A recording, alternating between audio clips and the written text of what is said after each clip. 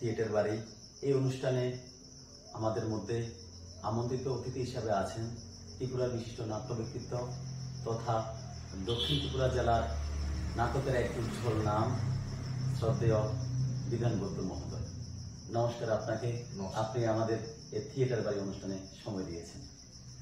আমরা থিয়েটার বাড়ির প্রত্যেকটি পর্বে আমরা এটা জেনে থাকি আমাদের আমন্ত্রিত অতিথিদের ব্যক্তি জীবন সম্পর্কে বা কিভাবে উনি নাটকে এসেছেন এটা নিয়ে আমরা আমাদের দর্শক শ্রোতারা আগ্রহে থাকে যে ওনাদের ব্যক্তি জীবন সম্পর্কে জানা। তাহলে আমরা শুরু করি ওনার কাছ থেকে ওনার ব্যক্তি জীবন এবং নাটকে আসার পটভূমি নিয়ে আমরা জানি। তাহলে বিধানবাবু, আপনি যদি বলেন আপনি কিভাবে আপনার শুরু থেকে কিভাবে নাটকে এসেছেন এবং আপনার ব্যক্তি জীবনের অন্যান্য দিকগুলো যদি আমাদের তুলে দেন। প্রথমে মৌরি নাট্য সংস্থাকে আমার আন্তরিক অভিনন্দন এবং আমি কৃতজ্ঞতা প্রকাশ করছি যে আপনারা আমাকে বাছাই করেছেন আমার মনের কথাগুলো বলার জন্য। তো আসলে নাটকে আমার আশা, আমি যখন ক্লাস 6-এ পড়ি, পশ্চিম পিলাক, এখন বর্তমান পশ্চিম পিলাক দ্বাদশ শ্রেণীর বিদ্যালয়, তখন এটা হাই স্কুল ছিল। তো এই স্কুলেই আমি ক্লাস 10 পর্যন্ত মানে মাধ্যমিক দিয়েছি স্কুল থেকে। তো আমি যখন ক্লাস 6-এ পড়ি তখন রবীন্দ্র জয়ন্তী উপলক্ষে একটি রবীন্দ্র নাটক হয়েছিল যেটার নাম রামকানাই নির্বুদ্ধিতা, একটি বিখ্যাত রবীন্দ্র ছোট গল্প। সেখানে ছোট্ট একটি চরিত্র নবদ্বীপ চরিত্র। তো নবদ্বীপ চরিত্রের মধ্য দিয়ে আমি প্রথম নাটকে আমার অভিনয় জগৎ শুরু করি। তার আগে আমি নাটক দেখেছি, কারণ আমাদের এই এলাকাতে প্রচুর পরিমাণে যাত্রা হতো, তারপরে যাত্রার ঢঙে কিছু নাটক হতো। তখনকার প্রসিনিয়ন থিয়েটার মানে হচ্ছে পিছনে একটা পর্দা লাগিয়ে, আপনি নিশ্চয়ই দেখেছেন, পিছনে একটা কমন পর্দা লাগিয়ে স্কুলের প্ল্যাটফর্মগুলো, কাঠের প্ল্যাটফর্মগুলো একটার উপর 2-3টে উঠিয়ে দিয়ে তারপর নাটক হতো। ওই নাটকগুলো আমি দেখেছি অনেক পরিমাণে। তো তারপরে ক্লাস 6-এ যখন প্রথম অভিনয়ের সুযোগ আসে, তাও একটা মজাদার ঘটনা, আসলে আমি অভিনয়ে প্রথমবারের মতো সুযোগ পাইনি।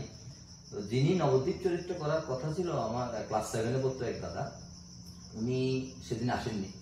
তো স্বাভাবিকভাবেই আমার নাম এসছে, আমি নাটকের রিহার্সেল দেখতে গিয়েছিলাম, বলছে যে তুই পারবি? তো আমি এসছি। ওই নাটকটার নির্দেশনায় ছিলেন আমাদেরই স্কুলেরই একজন বিজ্ঞান শিক্ষক নিতাই সেন স্যার। তিনি সাংস্কৃতিক জগতে একেবারে আমি বলবো যে মানে একটি উল্লেখ নেই এরকম একটি ব্যক্তিত্ব যিনি আমরা কখনো সেইভাবে প্রচারের আলোয় আসেননি, কিন্তু সংস্কৃতিকে ধরে রাখার জন্য আমার ব্যক্তিগত মতামত উনি প্রচুর চেষ্টা করেছেন। আমাদের এই পিলাক স্কুলেই আমি নিজে দেখেছি।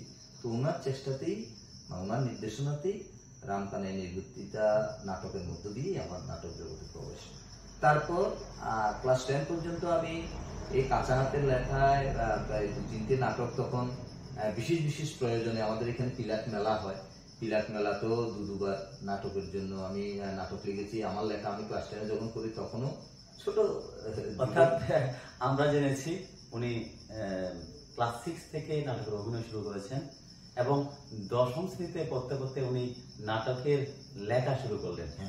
আর যদি বলেন ওই সময় কি নির্দেশনা করতেন? না, নির্দেশনা তো মোটেই ছিল না। আর তখনও যে নাটকগুলো লিখেছি, এখন সেই নাটকগুলো যদি আমি মনে করি যে এই লিখেছি বা 2-1টা স্ক্রিপ্ট, এখন আমার সেই পুরনো স্ক্রিপ্টগুলো আছে, এখন নিজে নিজে হাসি পায় যে এই ব্যাপারগুলো আমি অন্যভাবেও চিন্তা করতে পারতাম। ভীষণ কাঁচা হাতে লেখা না, তারপরেও আমি নিজে থেকে মনে করি 10ম শ্রেণী থেকে নাটক লেখে এটা সত্যি ভাববার বিষয় এবং ওই স্পৃহা থেকে আজকে উনি এই জায়গাতে আছেন।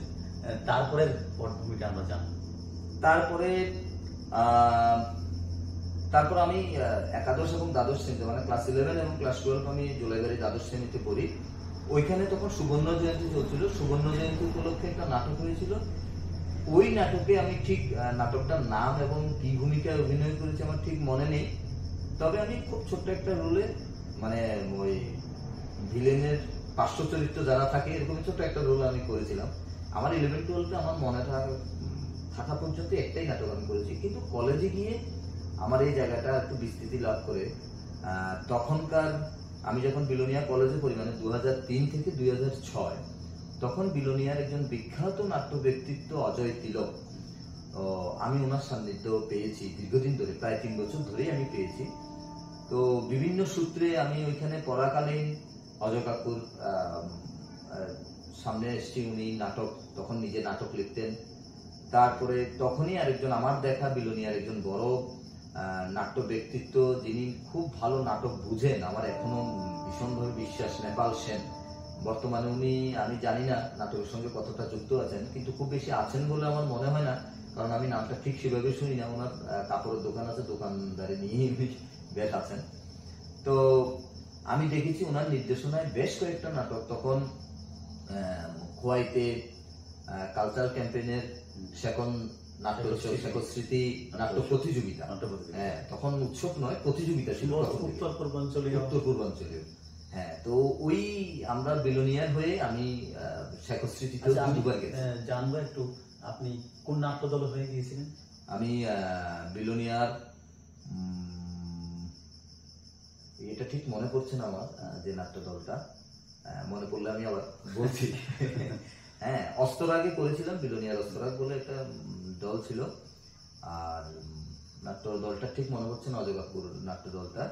কিন্তু নাটকটা তো দুটো নাটকে আমি অভিনয় করেছি সেখানে। একটা হচ্ছে সুমিত কথা, আর একটা হচ্ছে তালের দর্পণ। দুটো নাটকের কথা আমার খুব মনে আছে। তাছাড়াও ছোটখাটো বিলোনিয়াতে থাকাকালীন, বিলোনিয়া কলেজে পড়াকালীন, কলেজের কলেজ নাট্য প্রতিযোগিতায় আমি বেশ কয়েকবার অভিনয় করেছি, এমনকি পুরস্কারও পেয়েছি। দ্বিতীয় শ্রেষ্ঠ অভিনেতা হিসেবে পুরস্কার পেয়েছি। সেগুলো আমার এখন ভীষণ মনে। অবশ্যই আমরা নাটকটার নাম জানবো। হ্যাঁ, এটা আমরা বিলোনিয়া কলেজ থেকে যে নাটকটা করেছিলাম সেটা হচ্ছে এগিয়ে চলো। হ্যাঁ, এটা একটা আন্ত কলেজ নাট্য প্রতিযোগিতায় এগিয়ে চলো নামক একটা নাটক করেছিলাম। সেখানে আমি দ্বিতীয় শ্রেষ্ঠ অভিনেতা হিসেবে আমি পুরস্কার পেয়েছিলাম। তো তারপরে কলেজ শেষ করে যখন ইউনিভার্সিটিতে পড়ি, ইউনিভার্সিটিতে আমি বাংলা বিভাগের ছাত্র ছিলাম, স্বাভাবিকভাবেই নাটকের সঙ্গে জড়িত ছিলাম। আমাদের ওইখানেই ছোটখাটো আমাদের ডিপার্টমেন্টাল যে নাটকগুলো হতো, সবগুলো নাটকের নাম নিশ্চয়ই মনে নেই, তো ওইগুলোতে আমি অভিনয় করেছি। কিন্তু আমার জীবনের একটা বড় মোড় আমি বলবো, যে আমি জাস্ট ইউনিভার্সিটি পড়া শেষ করেই আমি আগরতলার একটা বিখ্যাত, মানে শুধু আগরতলার নয়, ত্রিপুরার একটা বিখ্যাত নাট্যদল নাট্যভূমি, সঞ্জয় স্যারের নাট্যভূমিতে আমি সেখানে যোগাযোগ করি, এবং কি আমি সেখানে আমি চান্স পাই। সত্যি কথা কি, তখন ভীষণভাবে প্রতিযোগিতা ছিল, অনেক ছেলেপুলেরা ছিল, এখনো আছে, এখনো নাট্যভূমির সেই সুনাম নিয়ে এগিয়ে চলছে। তো নাট্যভূমির ছোটদের জন্য আরেকটা শাখা ছিল সবুজ কলি বলে, সেখানে আবৃত্তি পাঠ, অভিনয় শেখানো হয়। আমি প্রথম সবুজ কলির হয়ে প্রথম নাটক করি, যদিও আমি বড় ছিলাম, যেহেতু আমি প্রথমবারের মতো গেছি, সুতরাং আমি সরাসরি নাট্যভূমিতে চান্স পাইনি। তো সবুজ কলিতে আমি তরঙ্গ বলে একটা নাটক করেছিলাম। এটা স্বাধীনতা সংগ্রামীদের ইতিহাস নিয়ে একটা খুব সুন্দর নাটক। তো আমি খুব ভালো একটা রোল পেয়েছি। তো ওই সূত্রে স্যারকে নিশ্চয় আমার অভিনয়, এটা আমার বিশ্বাস আর কি, হয়তো ভালো লেগেছে। তারপরে আমি আর কোথাও কোনো পরীক্ষা দিতে হয়নি, সরাসরি নাট্যভূমিতেই করেছি। তারপর সেখানে অনেকগুলো নাটকের সঙ্গে আমি ছিলাম আর কি। অর্থাৎ আপনার নাটকের অভিনয়ের পটভূমি আপনি বললেন, এবার নির্দেশনায় আসা, এটা নিয়ে যদি কিছু বলেন। আসলে নির্দেশনায় আসা বলতে, নির্দেশনা তো এখনো ঠিক সেইভাবে করতে পারি কিনা সেটা প্রথমবার, এই দুর্বলতা তো আছে। কিন্তু নির্দেশনায় আসার পেছনে মূল যে ব্যাপারটা, সেটা হচ্ছে, যেহেতু আমি একজন অভিনেতা, সুতরাং আমি প্রত্যেক দিন আমার যে অভিনয় পর্বটা বা যেই ইয়েটাতে আমি অভিনয় করি, যে ভূমিকায় আমি অভিনয় করি, সেই ভূমিকাটাকে প্রত্যেক দিন আমি নতুন করে ভাঙি, আবার নতুন করে গড়ি। তো এই ভাঙা গড়ার মধ্য দিয়ে যেতে যেতেই আমার মনের ভিতর একটা ইয়ে কাজ করে, যে আমি যদি মানে এমন একটা নাটক পেতাম, বা আমি যদি এমন বলার সুযোগ পেতাম যে এই জায়গাটাকে আমি আরেকটু কিভাবে করতে পারি, আমি নিজের মতো করে করে আর কি। বা আমি যে নাটকটা অভিনয় করছি, আমার কাছে মনে হতো যে আমি যদি অন্যভাবে যদি আমি হলে আমি অন্যভাবে এরকম চিন্তা করতাম। এই ব্যাপারটা থেকেই মূলত নির্দেশনায় আশা। মূলত যদি দর্শকের উদ্দেশ্যে আমরা বলি, আমরা নতুন কিছু করার স্পৃহা থেকে আমরা নির্দেশনার যারা নির্দেশক তারা এখান থেকে নির্দেশনা মনের মধ্যে জাগে, তারপর আমরা জানবো। তো এভাবেই নাট্য নির্দেশনার কাজ শুরু করি। এরপর এখন পিলার কৃষ্টি নাট্য সংস্থার মধ্যে থেকেই আমি মূলত নির্দেশনার কাজ করি। কিন্তু তার আগে আমি মূলত বিদ্যালয় থাকাকালীন বিজ্ঞান নাটক প্রতিযোগিতা হয় আমাদের ডিস্ট্রিক্ট লেভেল অথবা স্টেট লেভেল।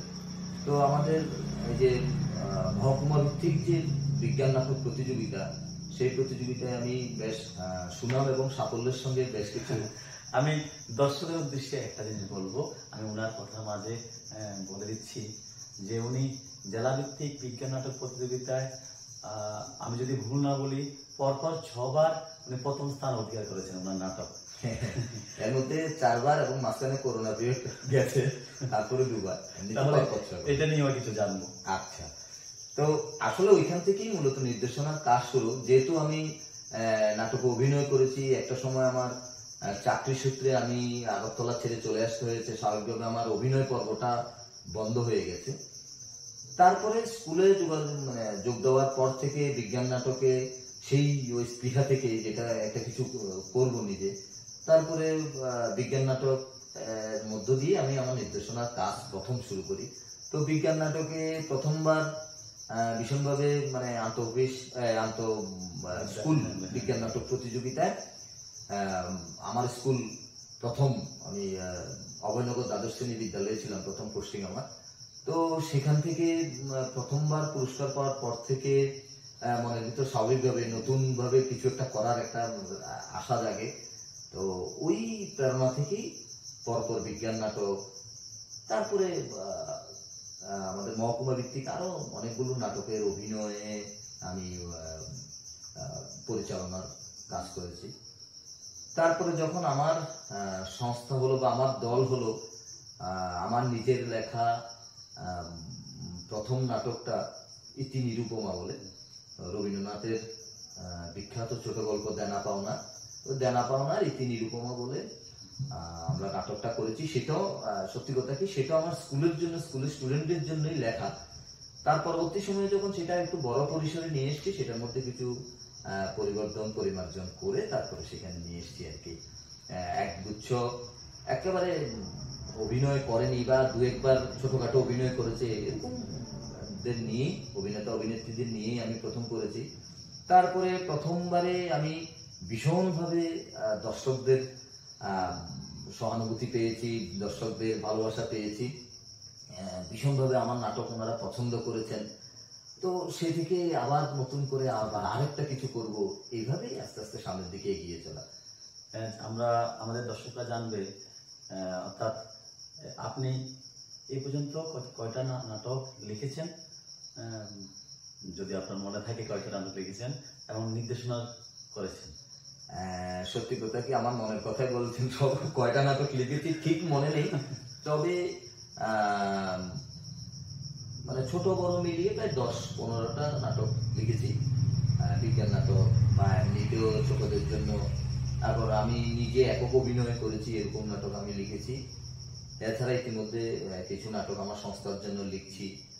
আমার নিজের লেখা নাটকগুলোই আমি অভিনয় করছি এখন বা পরিচালনা করছি। তো সবগুলো প্রায় 10-15টা কমপক্ষে হবে, তার থেকে কম বেশি হতে পারে, কম বোধহয় হবে না আর কি, এটা হবে। আর পরিচালনা করেছি এমনই প্রায় 10টা, 6টা বিজ্ঞান নাটক তো আছেই, তাছাড়া এমনিতে 2টো হবে, প্রায় 10 থেকে 12টা নাটক এ পর্যন্ত আমি পরিচালনা করি। আমি যদি ভুল না বলি, আমি যতটুকু জানি আপনি পিলাক নিয়ে একটা নাটক লিখেছেন। হ্যাঁ, এটার সম্পর্কে যদি বলেন। আচ্ছা, আমার পিলাক নিয়ে নাটকটার নাম চেতনার অন্তরালে। তো আসলে পিলাক একটা ঐতিহাসিক স্থান, এটা আমরা সবাই জানি, শুধু ত্রিপুরার মধ্যে নয়, ভারতবর্ষ বা পৃথিবীর ইতিহাসেও সেটার নামটা উজ্জ্বল। তো পিলাকের পাওয়া যে বিভিন্ন মূর্তিগুলো বা পিলাকের এই যে বিভিন্ন অঞ্চলের ঐতিহাসিক প্রেক্ষাপট ছাড়াও অনেকগুলো লোককথা বা লোক গল্প আছে পিলাকের এই মূর্তিগুলো নিয়ে। তো এমনি একটা গল্প মানুষের লোকমুখে প্রচলিত, এরকমই একটা গল্প নিয়ে আমি আমার নাটকটা লিখি। এটা মূলত আমি শুনেছিলাম আমাদের এখানে মগ সম্প্রদায়ের প্রচুর লোক আছেন, মূলত পিলাকের যে সংস্কৃতি বা কৃষ্টিটা ওইটাও অনেকটা মগ সম্প্রদায়ের বলে আমরা অনুমান করতে পারি, যদিও সেটা মতান্তরের জায়গা থাকে। তো ওইখান থেকে একটা যে লোকগল্প আছে, এরকম একটা লোকগল্প নিয়ে আমি আমার এই নাটকটা লিখেছি। গল্পটা খুব সংক্ষেপে যদি আমি বলি, যে প্ল্যাংসা রাজা বলে একজন রাজা ছিলেন, যিনি ভীষণ সংস্কৃতি প্রবণ ছিলেন। ওনার ইচ্ছা হলো যে পিলার পাথরের ইতিউতি করে থাকা বিভিন্ন যে পাথরগুলো, এগুলোকে তিনি একটা রূপ দান করবেন। তো এই সময় তিনি পাশের কোলা রাজ্যের, তিনি খবর পেলেন যে পাশের কোলা রাজ্যে বিখ্যাত একজন শিল্পী আছেন, ভাস্কর্য শিল্পী, যিনি এই কাজগুলো খুব সুন্দরভাবে করতে পারেন। স্বাভাবিকভাবে নিমন্ত্রণ পাঠানো হলো, কোলা রাজ্যে সম্মত হলেন, শিল্পী এলেন। এখানে এসে বিভিন্ন রাজনৈতিক মানে রাজা আছেন মানে তো রাজনীতি থাকবে, বিভিন্ন রাজনীতির গেরাকলে করেছেন প্রথম কথা। আর দ্বিতীয় কথা হচ্ছে প্ল্যাংসা রাজ কন্যা আমাদের এই যে কোলা রাজ্য থেকে আসা যে ভাস্কর্য শিল্পী, ওই শিল্পীর প্রেমে পড়েছেন। আর এই জন্য তিনি প্রেমে পড়েছেন। আর দ্বিতীয় কথা হচ্ছে তিনি আবক্ষ মূর্তি তৈরি করার জন্য বারবার করে শিল্পীকে অনুরোধ করেছেন। বাধ্য হয়ে রাজকন্যার কথা রাখতে গিয়ে শিল্পী আবক্ষ মূর্তি তৈরি করেছেন। তো এই আবক্ষ মূর্তি রাজা যখন সমস্ত মূর্তিগুলো দেখছেন, হঠাৎ করে একটা মূর্তিতে তার চোখ আটকে গেল, এই মূর্তিতে এত চেনা মনে হচ্ছে কেন। তারপর তিনি আবিষ্কার করলেন এটা তো আমার মেয়ের মূর্তি। তিনি রাগে ক্ষোভে একেবারে মানে ভীষণভাবে রাগান্বিত হয়ে গেলেন। রাগে তিনি প্রায় চিন্তা করে, তিনি কোনো কিছু চিন্তা না করে, দিকপাশ চিন্তা না করে তিনি শিল্পীর দুহাত কেটে দিলেন। তো ইতিমধ্যেই কোলারাজ এই ব্যাপারটাকে ভীষণ অপমানিত বোধ করলেন যে আমার রাজ্যের শিল্পী আমি পাঠিয়েছি অতিথি রূপে, অথচ হাত কেটে দেওয়া হলো। তিনি শপথ নিলেন যে মানে আমি যেভাবে হোক প্ল্যাংসা রাজ্যকে ধ্বংসস্তূপে পরিণত করব। তো স্বাভাবিকভাবে কোলারাজের শক্তিও বেশি ছিল, তিনি প্ল্যাংসা রাজ্যকে আক্রমণ করলেন। আর যেটা হয় স্বাভাবিকভাবে কোলা রাজ্যের মানে প্ল্যাংসা রাজ্য পরাজিত হলেন, প্ল্যাংসা রাজা পরাজিত হলেন। আর তিনি কি করলেন, সমস্ত মানে প্ল্যাংসা রাজপ্রাসাদ থেকে শুরু করে যত মূর্তি সব তিনি উলট পালট করে দিলেন।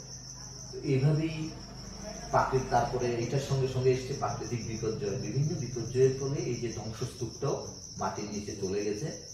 তারপর দীর্ঘ বছরের পর বছর, হাজার বছর পর বা তারও অধিক বছর পর আস্তে আস্তে আবার আমাদের সামনে পিলার সংস্কৃতি উদ্ভাসিত হচ্ছে। তো এই অংশটাকে নিয়েই নাটকের যতটা দরকার, যতটা পরিবর্তন বা সেটাকে সাজানো দরকার, ওইভাবে সাজিয়ে আমি চেতনা অন্তরালে নাটক। এটা আমাদের জন্য একটা দারুণ ব্যাপার হলো, দর্শকদের জন্য দারুণ ব্যাপার। আমরা এখানে বসে একটা নাটকের ভিতরে যে কাহিনীটা আছে আমরা জানতে পেরেছি। এটা আমাদের জন্য, আমাদের দর্শকদের জন্য একটা দারুণ ব্যাপার। আরো বলে রাখি, ওনার এই চেতনার অন্তরালের পিলার ত্রিপুরার বিভিন্ন জায়গায় মঞ্চস্থ হয়েছে। আমরা দেখেছি আমাদের মোহিনী নাট্য উৎসবও এই নাটকটা মঞ্চস্থ হয়েছে এবং দারুণ সাড়া পেয়েছে, মানে আমরা দর্শক থেকে দারুণ সাড়া পেয়েছি। আমরা আশা রাখবো উনি এইভাবে ওনার কর্মকাণ্ডগুলো এগিয়ে নিয়ে যাবে। এখন আপনার কাছে জানবো, আপনি তো নাটক করছেন, আর সবচেয়ে বড় ব্যাপার হচ্ছে দক্ষিণ ত্রিপুরাতে নাটক সেইভাবে হয় না। আমাদের এই জায়গাতে অর্থাৎ জলাইবাড়ি এবং পার্শ্ববর্তী বাইকোড়া, শান্তিবাজার এইসব জায়গাদের মধ্যে একসময় অনেক যাত্রাপালা হতো, এখনো হচ্ছে, একদম অনেক কম। এখান থেকে নাটক অর্থাৎ আরেকটা আঙ্গিনায় করা একটা এই নাটকটাকে আপনি অনেক উপরের দিকে নিয়ে যাচ্ছেন, নাটকের হয়ে কাজ করছেন এবং এই কাজ করার পিছনে আপনার অনেক প্রতিকূলতাও আছে। এগুলো নিয়ে যদি কিছু বলেন। হ্যাঁ, দেখুন, সত্যি কথা কি, কোনো একটা অদৃষ্ট শক্তির ইশারায়, আমি জানি না সেটা কি আসলে, যে কোনো কিছু হতে পারে। আমরা ছোটবেলায় কিন্তু অনেক যাত্রাপালা দেখেছি, যেটা আপনিও বলছিলেন বারবার, যে প্রচুর পরিমাণে যাত্রা হতো। কিংবা যাত্রার আঙ্গিকে সবগুলো যাত্রা না হয়ে আমার কাছে কিছু কিছু অনেক একটু বড় অঙ্কের নাটক এরকম মনে হয়েছে। যে সবটা যাত্রার ঢঙে কিছু কিছু বড় নাটক হতো, প্রায় 2 ঘন্টা 2.5 ঘন্টা, হ্যাঁ, এরকম সময় নিয়ে নাটক হতো বিভিন্ন নাট মণ্ডপে, স্কুল ঘরের মাঝখানে পার্টিশন সরিয়ে, এরকম নাটক আমরা দেখেছি অনেকগুলো। এমনকি এগুলো দেখে তখন থেকে আমার মনের ভিতরে একটা এটা তো যদি এরকম নাটক করতে পারতাম, এটা খুব বেশি কাজ করতো আমার ভিতর। তো সেখান থেকে মূলত আসা। তো আস্তে আস্তে আস্তে আস্তে করে কেন জানি না আমরা যত বড় হচ্ছি নাটকটা আমাদের থেকে দূরে সরে যাচ্ছে, এরকম একটা মনে হয়েছে। তারপর একটা সময় পড়াশোনার সূত্র হোক আমি আমার গ্রামটাকে ছেড়ে চলে যেতে হয়েছে, সময় কিভাবে চলে গিয়েছে আর এই সময়ের হাত ধরে নাটকটা কিভাবে আমাদের জীবন থেকে চলে গেছে সেটা আসলে একটা রহস্যময় ব্যাপার। তারপরেও একটা সময়ের পরে আবার নতুন করে একটু একটু করে শুরু হয়েছে, যেটা এখন চলছে। আমি একথা বলবো যে দক্ষিণ ত্রিপুরায় একটা সময় শুধু বিলোনিয়া কেন্দ্রিক নাটক হতো। আমি আর বাইরে কোথাও নাটক হয়েছে বলে আমার খুব জানা নেই, যদিও আমার স্বল্প জ্ঞানের মধ্যে সেটা হয়তো বা কিছু একটা স্কিপ করে যাচ্ছে, কিন্তু আমি যতটুকু জানি যে বিলোনিয়াকে কেন্দ্র করে বেশ কিছু দল ছিল, নাটক হতো, একদম রমরমিয়ে নাটক হতো। সেই অর্থে আমি বলবো বিলোনিয়া এখন কিছুটা স্থিমিত হয়ে গেছে। সবগুলো নাটকের দল এখন আগের মতো হয় না। আমার পুরনো যারা আমি যাদের সঙ্গে নাটক করেছি বা যাদেরকে নাটক করতে দেখেছি তারাও বলেন যে তুমি তো নাটক করছো, তোমাকে দেখে হিংসা লাগে, হ্যাঁ, নাটক করতে ইচ্ছে করে, প্রয়োজনে আমরা ট্রেনে চলে আসবো, তুমি নাটক ধরো, আমরা এসে রিহার্সেল করবো। কিন্তু বাস্তবটা একটু কঠিন, কারণ রিহার্সেল করলে যাওয়ার ট্রেন পাওয়াটা একটু কঠিন বা এরকম বলে হয় না। যেহেতু আমিও একটা সরকারি চাকরি করি, দিনের বেলায় সময় দেওয়াটা একটু কঠিন, সব মিলিয়ে হচ্ছে না। কিন্তু আমি দেখেছি যে ওনাদের ভিতরে এখনো নাটক করবেন সেই প্রত্যাশাটা ভীষণভাবে কাজ করে। তো কেন চলে গিয়েছে সেটা যদি আমাকে প্রশ্ন করা হয় সে সত্যি আমি বলতে পারবো না। বিভিন্ন কারণে আছে। একটা প্রধান কারণ তো আর্থিক একটা ব্যাপার থাকেই, যেটা আমাদের একটা প্রধান প্রতিকূলতা, যেটা আজকের দিনেও আমি নাটক করতে করতে, আপনিও যেহেতু একটা সংস্থা বা আপনিও যেহেতু নির্দেশনার কাজ করেন, আপনি নিজেও একটা নাটকের দল রয়েছে, প্রতিনিয়ত অনেক বেশি নাটক করছেন আপনি, আপনি আমার থেকেও আশা করি ভালো বুঝবেন যে আর্থিক প্রতিকূলতাটা কতটা কাজ করে নাটকের ক্ষেত্রে। মানে নাটক আমরা অনেক কিছু ইচ্ছে থাকলেও আমাদের ইচ্ছেকে দমন করে রাখতে হয়, কারণ আমরাও সেইভাবে তো আর্থিকভাবে মানে আমাদের যারা অভিনেতা অভিনেত্রীরা আছে বা অন্যান্য নাটকের সঙ্গে সংযুক্ত বিভিন্ন পেশায় যারা আছে, কাউ কিন্তু আমরা সেইভাবে কিছু দিতে পারি না। তো যার ফলে তো সব ছেড়ে দিয়ে আমার নাটকে আসো এই কথাটাও আমরা বলতে পারি না। হ্যাঁ, সব ওভারঅল আমরা যাই কিছু করি না কেন সবার শেষে তো আমাদের পেটের দায় বলে একটা কথা তো আছে। তো নাটকটা কোনো না কোনো ভাবে আমাদের জীবন থেকে হঠাৎ করে সরে গিয়েছিল বা প্রায় সরার উপক্রম হয়েছিল। বর্তমানে আস্তে আস্তে দক্ষিণ ত্রিপুরাতে খুব বেশি না হলেও পুনরায় আবার নাট্যচর্চা শুরু হয়েছে। সর্বপ্রথম আমাদের বিলোনিয়াতেও মানে বিশেষ করে পিনাকদা নাটক করছেন। তারপরে আমাদের সাবরুম মনুবাজারে আমি যতটুকু জানি একটা নাটকের দল খুব কম হলেও কিছু পরিমাণে নাটক করছেন। তারপরে শান্তির বাজারে বিবর্তনের বলে একটা নাট্য সংস্থা আমি শুনেছি, যদিও নাটক দেখিনি কখনো, আমি জানি না নাটক করছেন কিনা, কিন্তু আমি জানি যে বিবর্তন বলে একটা নাট্য সংস্থা রয়েছে, যারা পৌরাণিক কিছু ব্যাপার নিয়ে, আমি একটা ইউটিউবে এরকম একটা নাটক দেখেছিলাম যে পৌরাণিক কিছু ব্যাপার নিয়ে ওনারা নাটকের রূপে কিছু একটা করতে চাইছেন, এটা একটা ব্যাপার। আর তার সঙ্গে এখনের মধ্যে আমি বলবো যে দক্ষিণ ত্রিপুরা জেলার মধ্যে আমার জানা মতে সবচেয়ে বেশি যারা নাটক করছেন সেটা আপনাদের সংস্থা মৌরি নাট্য সংস্থা। এটা আমার দৃষ্টিভঙ্গিতে সবচেয়ে বেশি নাট্যচর্চা হচ্ছে এই ইয়েটার মধ্যে। প্রতিনিয়ত কাজ আমি দেখতে পাচ্ছি, আমি নিজে দেখছি, তারপরে সবগুলো দেখার সৌভাগ্য না হলেও আমি শুনছি এইভাবে নাটক নিয়ে এটা হচ্ছে ওইটা হচ্ছে। প্রচুর পরিমাণে আপনারা পথনাটক করছেন, তারপরে বিজ্ঞান নাটক করছেন। তো আমি বলবো যে দক্ষিণ ত্রিপুরাতে নাটক একটা সময় স্থিমিত হয়ে গেলেও আস্তে আস্তে করে আবার প্রদীপটা প্রজ্বলিত হচ্ছে। এটা অর্থাৎ আশার আলো, এটা একটা আশার আলো যে আমরা আবার নতুন করে স্বপ্ন দেখতে শুরু করেছি। হ্যাঁ, আমি এবার বিধানবাবুর কাছে জানবো, আপনি ত্রিপুরার অনেক জায়গায় নাটক করেছেন বা ইদানিং অনেক নাটক দেখেছেন, বিভিন্ন নাট্য দলের সম্পর্কে আপনি জানেন। এখন ত্রিপুরার বিভিন্ন জায়গার বিভিন্ন নাট্য দল যেগুলো কাজ করছে বলে আপনার মনে হচ্ছে, বা বিভিন্ন নির্দেশকগুলো যেগুলো নাটক নিয়ে কাজ করছে, এরকম কিছু নাম যদি আপনার কাছ থেকে জানেন। হ্যাঁ, মানে আসলে এক্ষেত্রেও আবার নিজের দুর্বলতা প্রকাশ করছি। সবগুলো নাম তো হঠাৎ করে মনেও আসবে না, আর সবগুলো নাম হয়তো আমি জানিও না। কিন্তু আমার দেখা মতে ধর্মনগরের একটা নাট্যদল আমি দেখেছি আগরতলাতে, যে নাট্যদলটা ঠিক নাম মনে নেই, নাট্যদলটা সম্পর্কে আমার মানে নাট্যদলটার নাম আমার মনে নেই, কিন্তু যেমন খোয়াইতে গণেশ দেবরায়, হ্যাঁ, গণেশ স্যার নাটক করছেন। আমি ওনার নাটক দেখেছি, ব্যক্তিগতভাবে দেখেছি, বেশ ভালো লাগে আমার কাছে।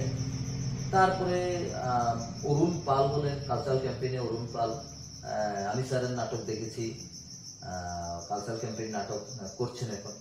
তারপরে ওনারা নাট্য উৎসব করেন প্রত্যেক বছরই। তারপরে খোয়ায় আরেকজন বিদগ্ধ নাট্য ব্যক্তিত্ব, যার নাম না বললেই নয় বর্তমানে, অসীম কুমার রায়। অসীম স্যারের নাটক আমি দেখেছি, বিজ্ঞান নাটকে তিনি স্টেট লেভেলও করে এসছেন, কিংবা তিনি রাজ্যের প্রতিনিধি হয়ে তিনি একেবারে দিল্লি পর্যন্ত, জাতীয় স্তরে পর্যন্ত গেছেন। তো তাছাড়াও আমি ওনার বেশ কয়েকটা প্রযোজনা দেখেছি, ভীষণ ভালো লাগে আমার ব্যক্তিগত তরফ থেকে। তারপর আমরা যদি দিক থেকে ঘুরে আসতে চাই, তাহলে মেলাঘরে এখন বুবাইদা একেবারে স্পর্ধার সঙ্গে নাটক করছে এখন খুব বেশি পরিমাণে। তারপরে উদয়পুরের দাদার নাম হচ্ছে গৌতম দা নাটক করছেন, অভিজিৎ দা নাটক করছেন এখন ভীষণভাবে। অভিজিৎ দা প্রায় ত্রিপুরা রাজ্য এবং বহিরাজ্যে গিয়েও নির্দেশনা দিচ্ছেন, সেটা আমাদের জন্য গর্বের নিশ্চয়ই। তারপরে গৌতম দার নাটক আমি দেখেছি, ভীষণ ভালো মানুষ, মনের দিক থেকে যেমন ভালো, ওনার নাটকটাও ভীষণ সুন্দর লাগে। গৌতম দার নাটক দেখেছি। তারপরে এদিকে দক্ষিণ ত্রিপুরাতে এলে অবশ্যই আমাদের অনেক পুরনো নাট্য ব্যক্তিত্ব পিনাকদার নাম না বললেই নয়। আমি যখন একবারে হাতে করি আমি নাটকে যখন দেখছি, তখন থেকেই পিনাকদা নাটক করছেন, এমনকি ডিরেকশন দিচ্ছেন। এমনকি পিনাকদার নাটক বললে ছেলেরা ভয়ে কাঁপছে, কারণ ভীষণ স্ট্রিক্ট মানুষ। আমি জানি না এখন কেমন, ভীষণ স্ট্রিক্ট থাকতেন তিনি। আমার সঙ্গে তারাই নাটক করতো, আমি কতদিন করার সুযোগ পাইনি, তো ভয় পেত যে পিনাক স্যার যদি এরকম মানে অল্প উল্টা পাল্টা বলে কিন্তু একদম মেরেই ফেলবে, এরকম একটা ভয় থাকতো আর কি। তো এটা দেখেছি, তার মানে অনেক আগে থেকে তিনি নাট্য নির্দেশনার কাজে নিচ্ছেন। তারপরে আবারও বলছি, মুড়ি নাট্য সংস্থা নাটক করছে, আমাদের দলটা নাটক করছে প্রতিনিয়ত। তারপরে যেটা বললাম যে সাবরুম এবং মনুর দুটি নাট্য দল কম বেশি নাটক করছে। তারপরে অমরপুর থেকে আমার খুব বেশি জানা নেই, হয়তো বা আছেন, বা থাকলেও আমার খুব বেশি জানা নেই আর কি। আর আগরতলার তো অনেকগুলো নাট্যদলই আছে, প্রত্যেক দিন মানে প্রতিনিয়ত বিভিন্নভাবে সুরপঞ্চম থেকে শুরু করে নাট্যভূমি আছেন, তারপরে রাঙামাটি নাট্য সংস্থা নাটক করছেন, এরকম অনেকগুলো দলে আছেন যারা কবিতা লোকনাট্য করছেন। মানে আগরতলা অনেকগুলো দলে আছে যারা নাটকের সঙ্গে নিয়মিত চর্চায় আছেন আর কি। সম্মিলিত নাট্য প্রয়াস বলে একটা চালু আছে, যে প্রত্যেক মাসের দ্বিতীয় শনিবারে নাটক হচ্ছে।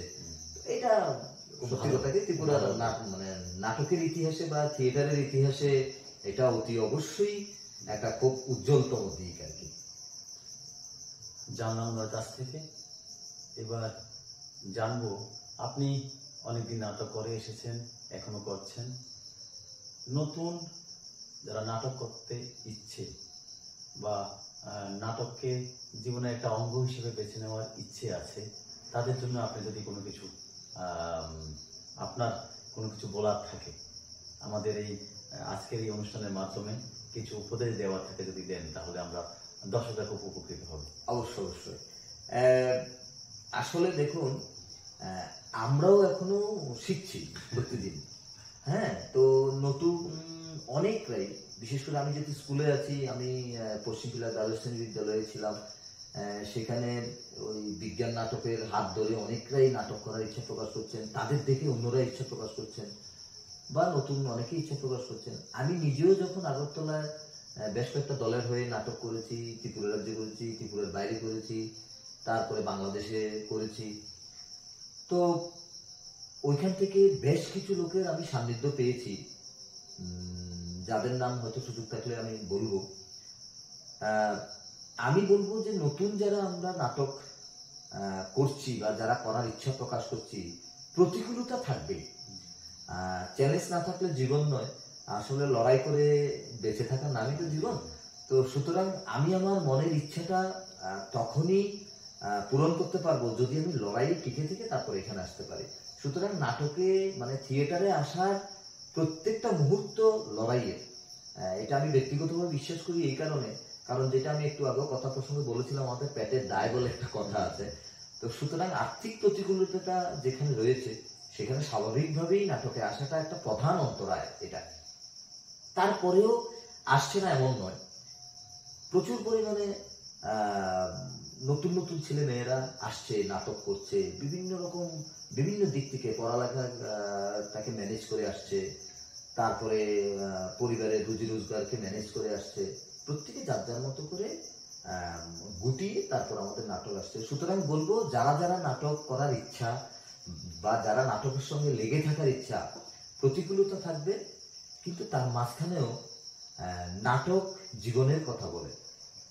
নাটক এমন একটা জায়গা যে নাটকের মধ্যে সব আছে, নাচ আছে, গান আছে, কথা বলা আছে, সব আছে। তার মানে হচ্ছে আমার জীবনটাকে আমি পরিপূর্ণভাবে যে মানে যেই মাধ্যমটার মধ্য দিয়ে আমি সবার কাছে পৌঁছাতে পারি, তার একটা প্রধান অঙ্গ কিন্তু নাটক।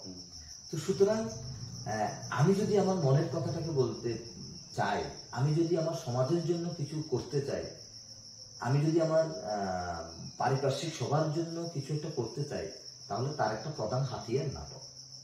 সুতরাং সমাজের উপকারের জন্য, সমাজকে কিছু বলার জন্য, আমি আমার মনের কথা বলার জন্য, আমি আমার নিজেকে উদ্ভাসিত করার জন্য নাটকে আসা অত্যন্ত প্রয়োজন। সুতরাং যারা যারাই আমরা নাটকে আসবো ইচ্ছা প্রকাশ করছি, আমার দাবি থাকবে সব প্রতিকূলতাকে দূরে ঠেলে অনেক কিছু চ্যালেঞ্জ থাকবে, সব চ্যালেঞ্জকে একদিকে রেখে নাটকে আসো। চলো আমরা সবাই মিলে নাটক করি, সবার সামনে আমরা নিজেকে তুলে ধরি। অর্থাৎ খুব সুন্দর একটি মেসেজ আমরা পেয়েছি, আমরা সবাই মিলে নাটক করি। আমরা জীবনে বাঁচতে হলে, আমার মনের কথা বলতে হলে আমাদের কিছু মাধ্যম দরকার। এই আমাদের মন থেকে কিছু বলবো, এই মাধ্যমটা নাটকের থেকে আমরা পেয়ে থাকি এবং এই থেকে নাটকের সৃষ্টি। আমি আমাদের দেশ হোক বা অন্য দেশে হোক, ব্রিটিশ আমলেও নাটকের মাধ্যমে বিভিন্ন সময় ব্রিটিশের বিরুদ্ধে বিভিন্ন নাটক করা হতো। অর্থাৎ দেশব্যাপী যে যুবক যুবতীরা ছিল এদেরকে জেলে পর্যন্ত যেতে হয়েছিল। সুতরাং আমার কথা বলার একটা মঞ্চ হচ্ছে নাটক। অর্থাৎ যারা নতুন নাটক করার ইচ্ছে প্রকাশ করছো, তোমরা অবশ্যই অনেকগুলো ত্যাগ স্বীকার করে আসতে হবে। আমি ওনাকে বিশেষভাবে ধন্যবাদ জানাবো, উনি আমাদের এই থিয়েটার বারের প্রোগ্রামে এসেছেন, আপনাকে বিশেষভাবে